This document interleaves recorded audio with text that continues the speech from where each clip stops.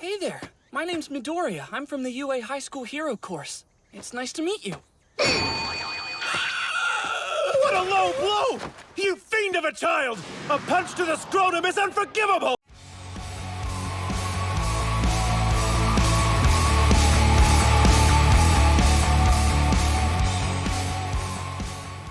Well guys, I think it's about time I start covering some anime, and although I will still be covering Western pop culture, it's time to switch it up a bit, and I was thinking how I would go about this, and I think what I'm going to do is just pick one of the animes that I've been watching over the past several years, and tell you why I love it, and why I'd recommend it to you.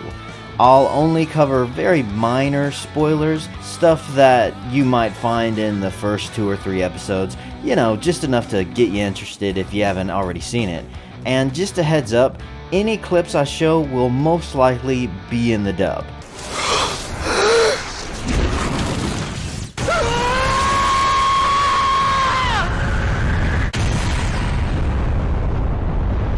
I know, watching the dub is sacrilege to some, but that's just how I like to watch it, and it's fine, don't freak out. Oh, and one more thing. When it comes to anime, I'm by no means an expert. I'm just a huge fan, and in the same way Western media pisses me off so much that I want to make vids and complain about it, anime entertains me so much that I just want to make content talking about how awesome it is. So with all that being said, today my friends, I'm going to tell you what's great about My Hero Academia and why you should check it out. I am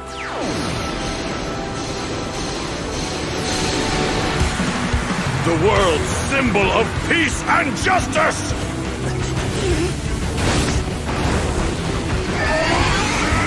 One very popular cartoon for me growing up was the X-Men, a show about individuals born with mutant powers. These individuals were normally the exception to the rule and were outcast to modern society. This, of course, caused 2 separate groups of mutants to form, those who wanted to build a bridge of peace with regular humans and live as one with them, and those who rejected the idea of that peace altogether. My Hero Academia is a lot like the X-Men, but with the basic concept reversed. Instead of having superpowers that ostracize you from the rest of society, about 80% of the population has them. They're the majority, and those who aren't born with them are the ones who are kind of left out. This brings us to the main character of the show, Izuku Midoriya, whose hero name is Deku, and I'm just gonna say that because it's easier. A young man born without any powers, or what they call quirks. But in spite of this major disadvantage, he still wants to be a hero.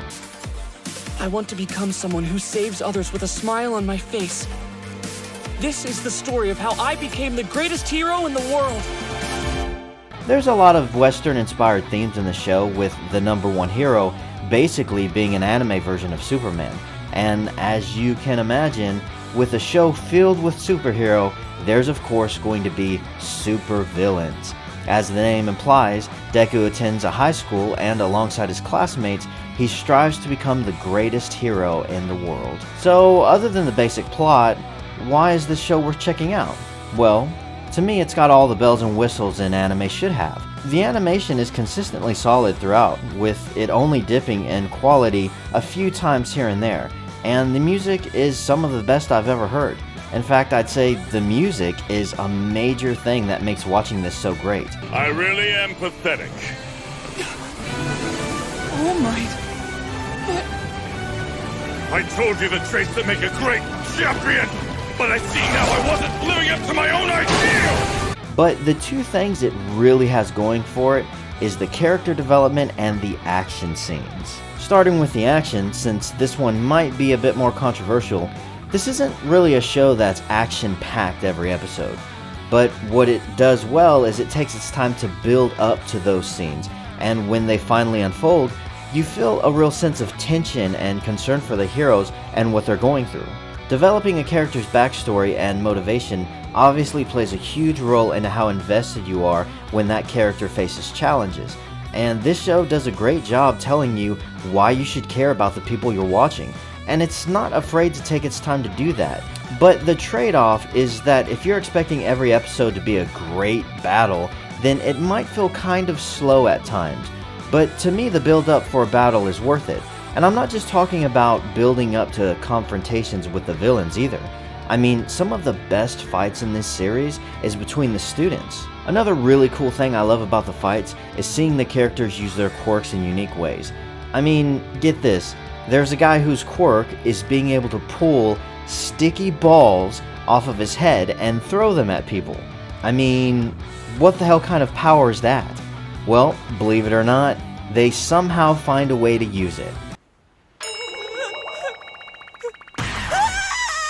look at me like that! This is why I said we should wait for the real heroes! My quirk is totally unfit for battle and we're gonna You have an incredible power! When it comes to the character development, there's a lot of diversity in different backstories as well as the driving motivations between each individual.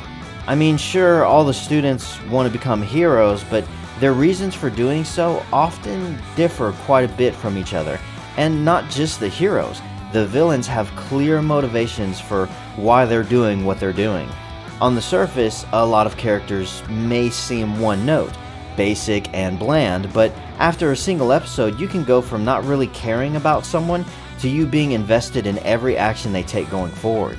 That's good writing. By the way, this show has a pretty full cast of heroes and villains, and most of the side characters they introduce all seem to serve some kind of purpose. In other words, even though I'm sure this show has some filler, both in terms of generic characters as well as story events, it never really feels like filler to me.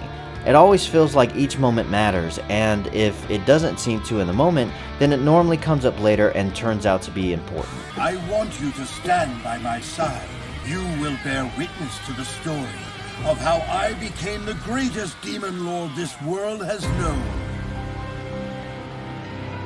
Look, I'm not saying this is the greatest anime of all time, but with good effects, great music, interesting characters, and intense fight scenes, you could really do a lot worse.